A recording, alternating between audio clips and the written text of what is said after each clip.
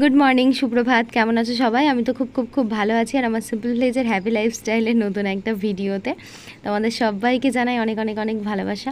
তা যাই হোক, এতদিন বাদে হয়তো বিগত 1 বছর বাদে হয়তো আমার ইন্ট্রোটা একদম ভিডিওর সাথে ম্যাচিং করছে। এর আগে অনেকেই আমাকে বলেছে যে দিদিভাই তুমি তোমার চ্যানেলের নামটা পাল্টে দাও, তুমি তো এরকম সিম্পল ভিলেজের হ্যাপি লাইফস্টাইলের কোনো কিছু দেখাওই না। তো ব্যাপারটা অ্যাকচুয়ালি সেটা না, অনেক শখ করে এই নামটা আমি রেখেছিলাম। সিম্পল ভিলেজ, একদম সাদামাটা গ্রামের সুখী জীবনযাত্রা আর কি। তো যাই হোক, আজকে না মানে কালকে দুদিন ধরে খুব বৃষ্টি হয়েছে বলে আমাদের যে বিলটা আছে তো ওখানে প্রচুর মাছ এসেছে। তো ওখান থেকে দেখো সবাই মাছ নিয়ে যাচ্ছিল, তার মধ্যে গুচি মাছ বলে, এগুলোকে গুচি বলে, আর আমাদের ওখানে বলে পাকালতোড়া। তো পাকালতোড়া মাছ কিন্তু অনেকে খায় না, কিন্তু এই মাছগুলো খাওয়া মানে শরীরের জন্যও ভীষণ ভালো আর টেস্টিও হয়, খেতে ভীষণ টেস্টি হয়। তো আমি একটুখানি ট্যাংরা মাছ নিলাম। এখনকার ট্যাংরা মাছের পেটে তো পুরো একদম ডিম ভর্তি। তো 500 টাকা করে কিলো বলছিল ট্যাংরা মাছ। এখানে 400 টাকা করে মানে দাম দর করে 250 মাছ 100 টাকায় আর কি দিল আমাদেরকে। বাজারে গেলে মানে কাশিম বাজারে ওইদিকে গেলে এইরকম পেটে ডিম ভর্তি ট্যাংরা মাছগুলো তো 800-900 টাকার কমে দেবেই না। আর মোটা মোটা সাইজের পুঁটি ছিল, প্রত্যেকটা মাছের ভিতরে ডিম ভরা। তো পুঁটি কটা দেখে আমি আর লোভ সামলাতে পারলাম না, পুঁটি কটাও নিয়ে নিলাম। আর এইখানে দেখতে পাচ্ছ যে পাকাল দোড়াগুলো আছে, এগুলো কিন্তু পাশের বাড়ির একটা জেঠু নিল। তো বেশ, ক্যামেরাতে কতটা বোঝা যাচ্ছে আমি জানি না, কিন্তু এতটা মোটা মোটা ছিল না এগুলো, একদম ভীষণ বড় বড় সাইজের ছিল। তো এগুলোও তাই 500 টাকা করে কেজিতে বলছিল, লাস্টে 400 টাকা করে কেজিতে এগুলো দিল। তো এই মাছগুলোর কিন্তু বাজারে প্রচণ্ড দাম, 800 টাকা 1000 টাকার কিলোর নিচে কিন্তু এইসব মাছ সম্ভবত জিওল, পাকাল, তোড়া, ট্যাংরা, এই মাছের ডিম্যান্ডই সত্যি আলাদা। এগুলো যেহেতু দেশি মাছ, দেখো রুই টুই তো এগুলো তো খাওয়াই হয়, কিন্তু এই সব মাছগুলো তো সচরাচর বেশি দেখা যায় না। তো যাই হোক, মাছ কটা কেটে বেছে ধুয়ে লবণ মাখিয়ে নিচের কাজকর্ম সেরে সমস্ত বাসি কাজ কমপ্লিট করে উপরের ঘরে আসলাম। আজকে ভাবলাম নিজের ঘরটা একটু পরিষ্কার করব। তৃষান হওয়ার আগে আমার শোকেস, আর তৃষান হওয়ার পরে আর কি ওর পাপা শোকেস আলমারি সব নিয়ে গেছে। তো তার জন্য দেখতে পাচ্ছ ঘরের অর্ধেকটা অংশই কিন্তু ফাঁকা হয়ে গেছে। তো এইটা আমি তো আর সেইভাবে আসিনি, মাঝে একদিন প্রসাদ খাওয়াতে এসেছিলাম, ঝাড়াঝুড়ো কিছুই করতে পারিনি। ভেবেছিলাম এবার এসে সুন্দর করে, মানে আমি আর কি মনে মনে ভেবেছিলাম যে এইবার আমি শ্বশুরবাড়িতে গিয়ে 1 সপ্তাহ থাকবো, আর শাশুড়ি মায়ের ঘর বারান্দা ঝেড়ে ঝুড়ে যত ওদের জামা কাপড় যা আছে সমস্ত কিছু কেচে কুচে পরিষ্কার করে দেব। কিন্তু মাঝখান থেকে একটা প্রবলেম হয়ে গেল, সেটা হচ্ছে উনি অসুস্থ হয়ে যাওয়ার কারণে আমি না মানে সংসারের পুরো দায়িত্বটা আমার মাথার উপরে পড়ে গেল। আমি আর ঝাড়াঝুড়ো পরিষ্কার তেমনভাবে করতে পারছি না, কারণ গ্রামের দিকে না সকালে বাড়িতে অনেক কাজ থাকে, বাসি কাজ, যেমন ঘর নিকানো, ছড়া দেওয়া, ঝাড় দেওয়া, বাসন মাজা, চা করা, মুড়ি খাওয়া তরকারি করা, তারপর অনেক রকম কাজ থাকে। তো সেইগুলো সব করে না আর এক্সট্রা করে টাইম বার করা হচ্ছে না। আর আমাদের বাড়িতে যেহেতু একটু সকাল সকাল খাওয়া দাওয়া, মানে 1টা থেকে 1:30টার মধ্যে আমার শ্বশুরমশাই খেয়ে নেয়, তো সেই কারণে ভাতটা একটু তাড়াতাড়ি রান্না করতে হয়। তো গ্যাসে রান্না করলে কিন্তু আমি 1 ঘন্টার মধ্যে সমস্ত কিছু রান্না করে ফেলতে পারি, একদিকে কুটে বেটে একদিকে চাপিয়ে দিই। কিন্তু যেহেতু কাঠে রান্না, সুতরাং আমাকে ভাতটা বসিয়ে দিয়ে মানে একটা একটা করে হয়, আর আমি কাঠে যেহেতু রান্না করতে পারি না, একটু সমস্যা হয় আমার। তো তার জন্য একটু দেরি হয়ে যায়, একটু আগে আগে করে রান্না চাপাতে হয়। কি পরিমাণ ধুলো, মানে না দেখলে তোমরা বিশ্বাস করবে না, উড়ে যাচ্ছে, বুঝতে পারছো। আমি পুরোটা ঝাড়ু মেরে তোমাদেরকে একবার দেখাবো ঠিক কত ধুলো হয়েছে। এখানে তো অর্ধেক ধুলো তুলেই নিলাম, দেখতে পাচ্ছ, তারপরেও দেখো এই দেখো কি পরিমাণ ধুলো। মাটির ঘর মানেই ধুলো ধুলো ধুলো আর ধুলো, ধুলো হবে, কিচ্ছু করার নেই। যত শুকনো ঘর তত বেশি ধুলো, মানে ঘরটা যত বেশি শুকনো তত বেশি ধুলো, আর ঘর যত বেশি স্যাঁতসেঁতে তত ধুলো থাকে না। তো আমাদেরও মাটির ঘর ছিল, কিন্তু সেই ঘরে এত ধুলো ছিল না, কারণ ঘরটা প্রচণ্ড স্যাঁতসেঁতে ছিল। তো এই দেখো তোমাদেরকে দেখাচ্ছি, এই যে হাতে করে দেখাচ্ছি কত কুড়িয়ে ফেললাম, তারপরেও দেখো কত ধুলো। আবার যদি আমি ঝাড়ু মেরে আসি তাও এরকম ধুলো বেরোবে, এটা কিছু করার নেই। তো এই যে ঘর দৌড়গুলো ঝাড় দিলে যে ধুলোটা ওড়ে, সেই তো আবার খাটে আলমারিতে পড়ে বলো। ঘর তো দুবার করে ঝাড় দিতেই হয় বাচ্চা কাচ্চা থাকলে, সকাল বিকাল। তো সেই ক্ষেত্রে যদি তুমি বিকালে ঝাড় দাও, আবার সেই খাট আলমারিতে সেই ধুলোগুলো পড়ে যাবে। আর যদি তুমি প্রত্যেক দিন, কি মানুষের পক্ষে দুবার করে মোছা সম্ভব হয় না। তো আজকে ভাবলাম যে ঘর দুয়ার যেহেতু ঝাড়তে পারলাম না, উপরটা বেশ হালকা করে ঝেড়ে নিয়ে একটু ঝাড়ু মেরে নিলাম দেখতে পেলে।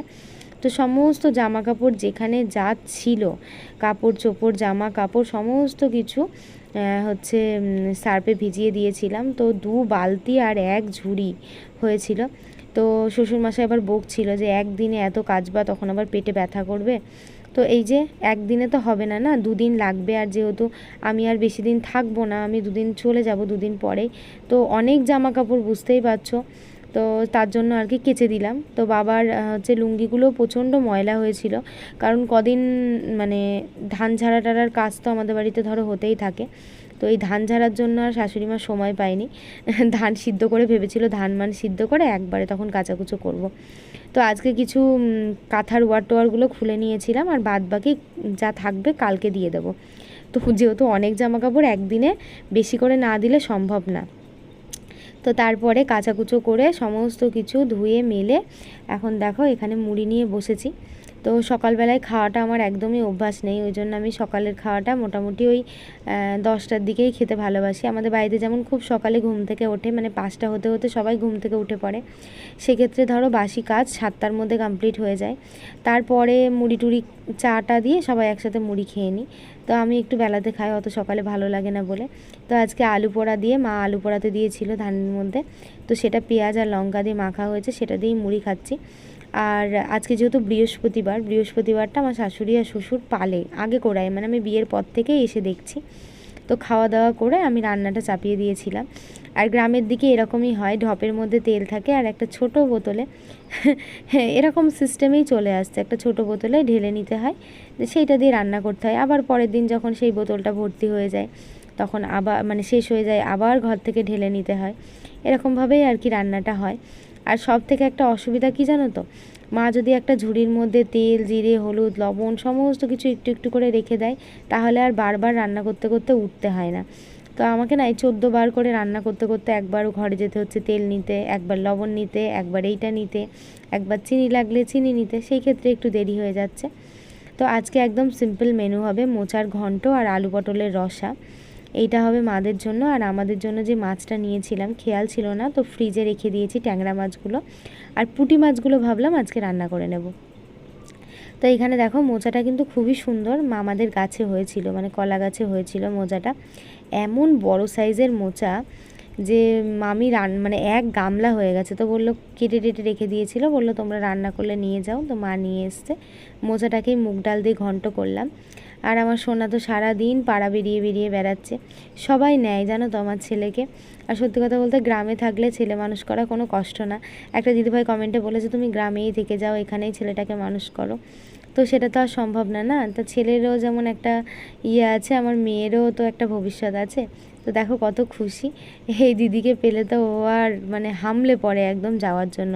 আর ও ছোটো থেকে একটা অভ্যাস আছে, ও সবার কোলে যেতে পছন্দ করে।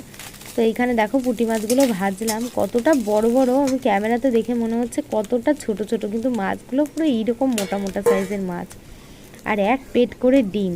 এই ডিমওয়ালা মাছ কিন্তু বাঁচতে খুব সমস্যা হয়, কারণ একদম যদি তুমি মাথার একদম উপরের দিকে না কাটো, তাহলে ডিমগুলো ধোয়ার সময় বেরিয়ে যাবে।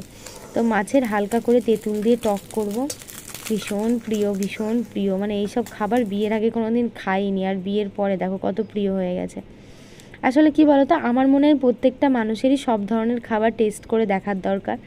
কারণ খাবারের কিছু কিছু মানুষ হয় আমি এটা খাই না বলে খাই না, কিন্তু আমার কোথাও গিয়ে মনে হয় যে একটু টেস্ট করে দেখাটা ভালো। কারণ টেস্ট করলে কী হবে বলো তো, যে তুমি স্বাদটা বুঝতে পারবে, তারপরে যদি তোমার ভালো না লাগে সেটা আলাদা কথা, তুমি খেলে না।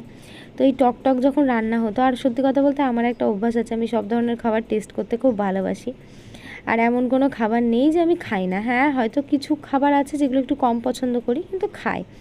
তাই বলে অন্য কোনো কুচে মাছ টাছ এইগুলো না, সাপের মতো যেগুলো দেখতে হয় ওই ধরনের খাবারগুলো আবার খেতে পারি না। তো রান্না বান্না কমপ্লিট হয়ে গেছে। আর সবার লাস্টে গরুর ভাতটা, আমাদের বাড়িতে যেহেতু গরু আছে, গরুর জন্য ভাত রান্না করতে হয়। তো গরুর ভাতটা দেখো হয়ে গেছে। তো এইটাকে নামিয়ে নেব, মানে আর একটুখানি হবে।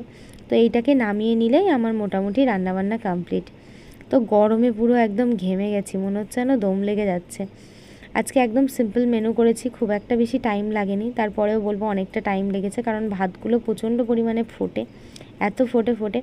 তো এখন তো আমাদের মোটামুটি মোটা চালেরই, মানে ঘরের চালেরই মোটা চালেরই ভাত খাওয়া হচ্ছে, কিন্তু এবার আর বাবা মোটা চাল লাগায়নি, মিনিকেট দেরাদুন চাল লাগিয়েছি। আর ঘরের দেরাদুন চালের ভাত খেতে যে কী ভালো লাগে কি বলবো।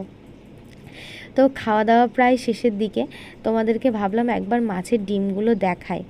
তো এই যে দেখতে পাচ্ছ এক পেট ভর্তি করে ডিম। আমার মোবাইলে একদমই চার্জ ছিল না, সেই কারণে আমি বেশি ভিডিও করতে পারিনি। তারপরে আর কারেন্ট চলে গেছিলো, আর গ্রামে খুব কারেন্টের প্রবলেম হয়, সেই জন্য আর ঠিকঠাকভাবে ভিডিও করা হয় না, ফোন সুইচ অফ হয়ে যায়, চার্জ থাকে না। তো চলো আজকে খেতে খেতে এখানেই ভিডিওটা শেষ করছি। সবাই খুব ভালো থেকো, সুস্থ থেকো, সাবধানে।